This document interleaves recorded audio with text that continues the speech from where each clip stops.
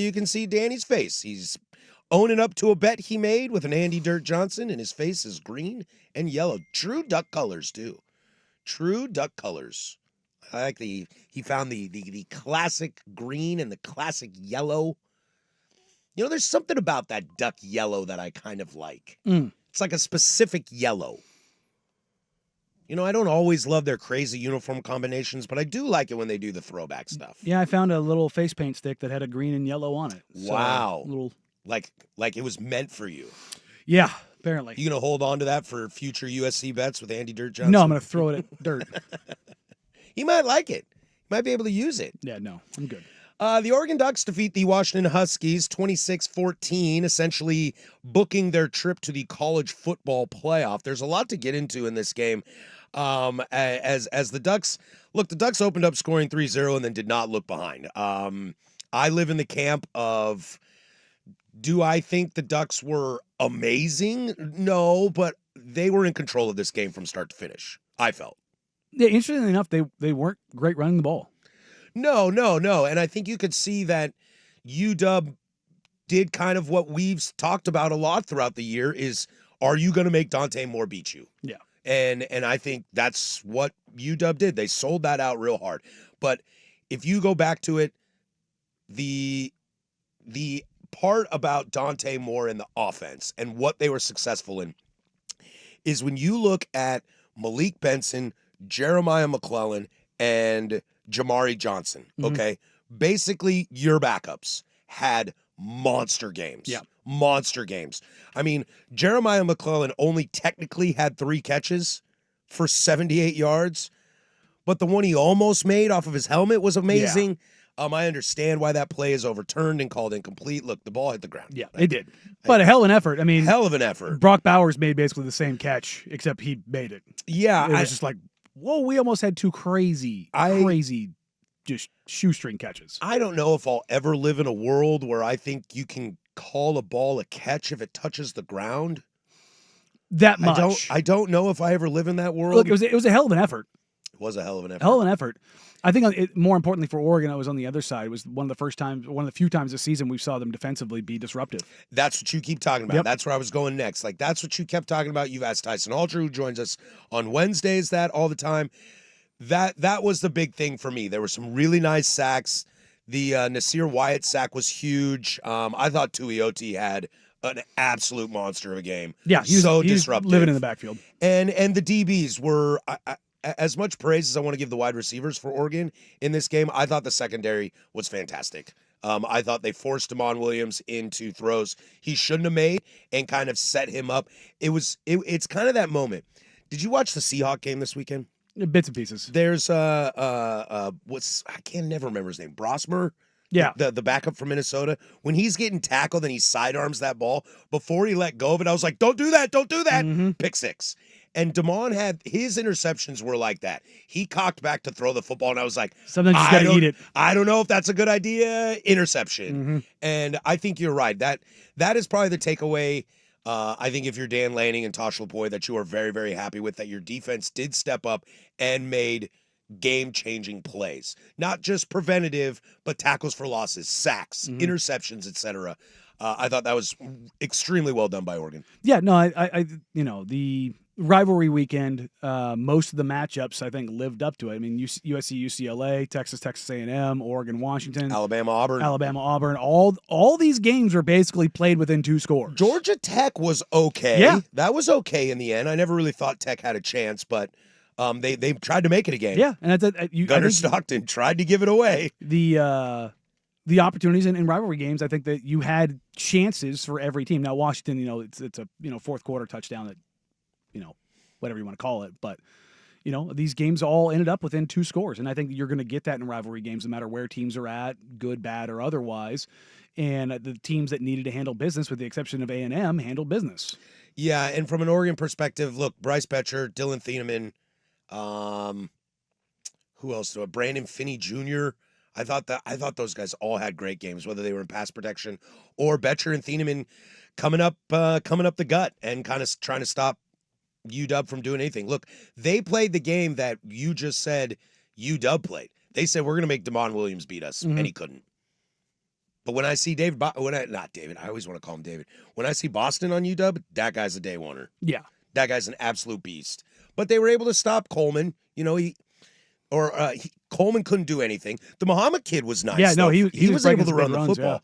Yeah. And I thought that was pretty impressive. Look, it's an Oregon game where I think, and to your point in rivalry games, just get out with a W. Yep. And it's kind of one of those, you don't always have to play your best game. And I don't think Oregon was bad by any means.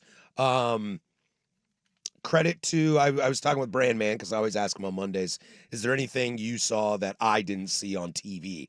Because you can get a different perspective. And one of his big things was he was just really happy that Will Stein continued with the run game. Yeah. Even though it wasn't working. Yeah. I thought Dante had some really nice design runs, Mm-hmm. which is cool to see. It makes that offense a little more dynamic. But you just keep pounding the rock, and if Noah Whittington or De'Aaron Hill breaks one, you might break the defense, Yep. and that ends the game. I mean, that's that's how you handle rivalries.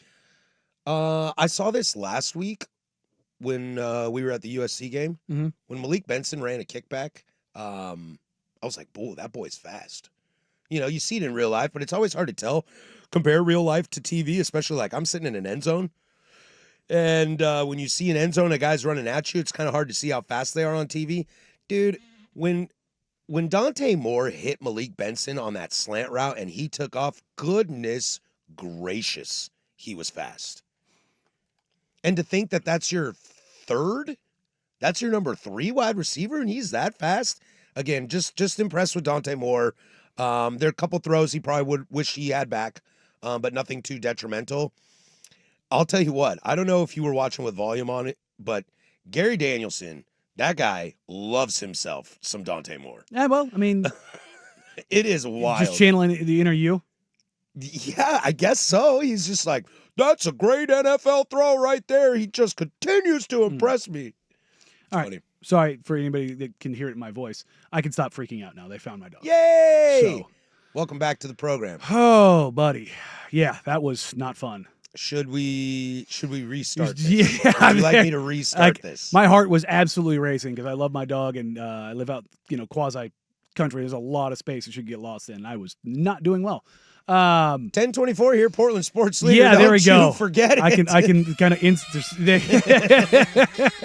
I can insert myself back in this, man. It's time for the firm. I was not doing well. All right. Okay. It's all right. Sorry, guys. Oregon defeats the Washington Yes. Huskies 26-14. I felt this game was pretty in hand by Oregon. Yeah. Not the sexiest win, but in control the majority of the game. Win in advance. That's what rivalry week's all about. I think so as well. I think, there's still some things that need to get cleaned up. There's some penalties, again, that I don't love. Some false starts, things like that I know Dan Lanning is going to be really, really kind of in on. But here's the interesting thing about Oregon. Do you think they've played their best game this year? Like, is there a game you point out that was against a good opponent? So UW, USC, Iowa.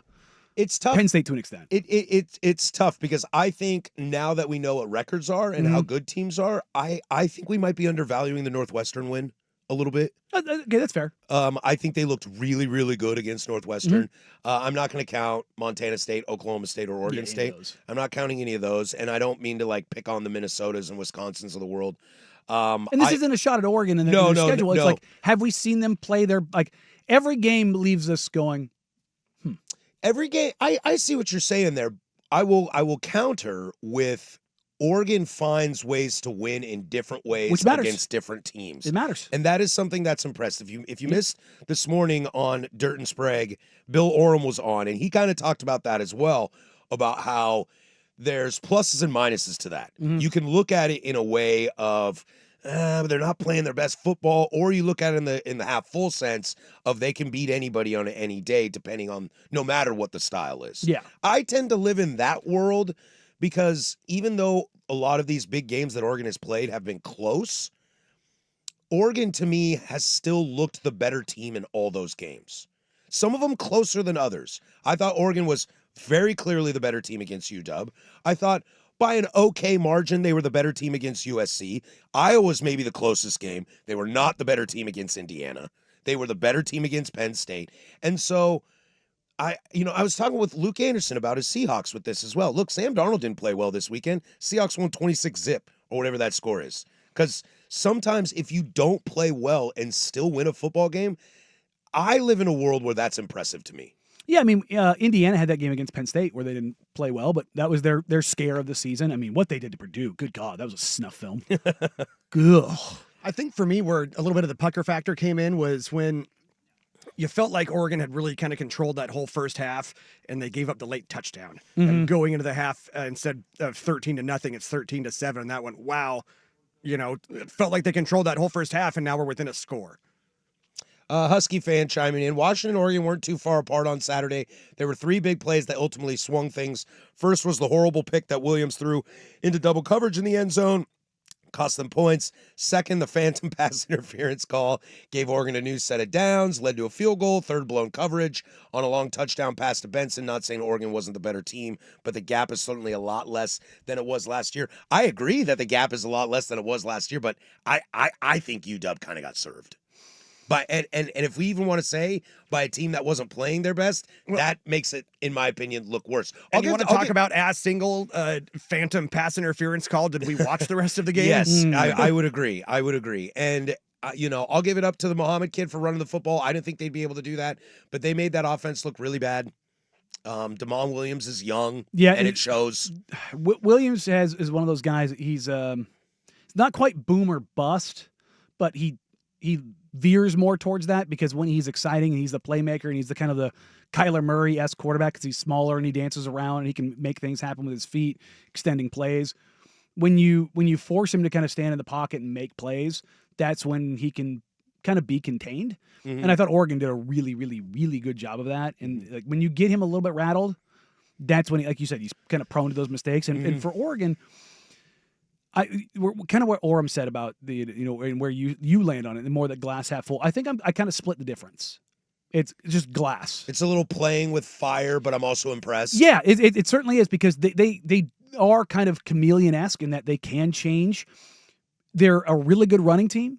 This is maybe one of their worst running efforts of the season, but they were, Dante showed up in a way that maybe he hasn't when he hasn't had that. So if you're looking at the glass half full part of it. And the flip side of that is the running game wasn't as prolific as it has been, either in chunk plays. I think, what did they have, 2 carries over 10 yards? I think so.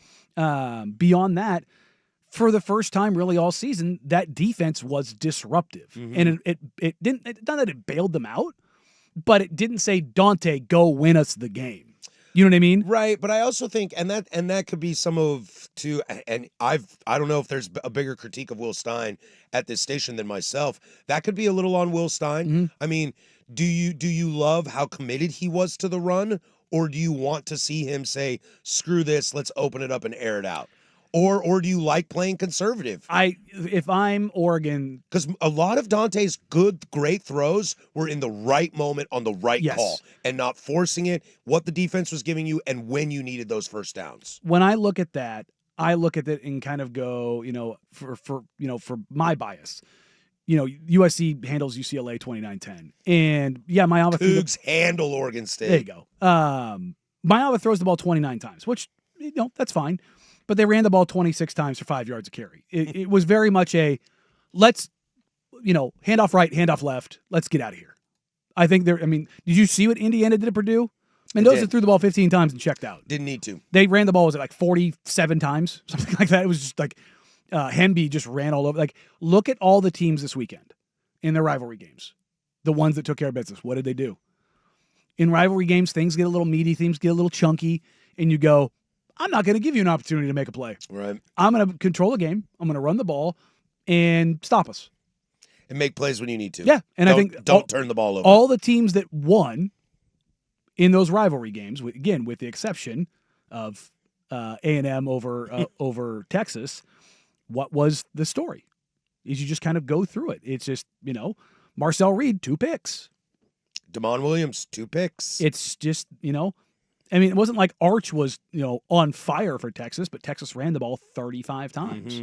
So you limit mistakes, you take care of business, you know what a rivalry game is, and you get out with a win. And if you're Oregon, with A&M falling out, who slides into 4? It could easily be them. I think if you're Oregon too, you're rooting for. Are you rooting for Georgia?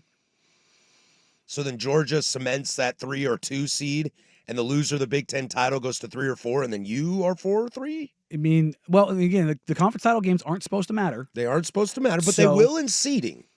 They will in seeding. We'll see where they end up with it. But if you're Oregon, though, if you don't play in the conference title game and you somehow finish 4th and you get a first-round bye, you won't play for a month.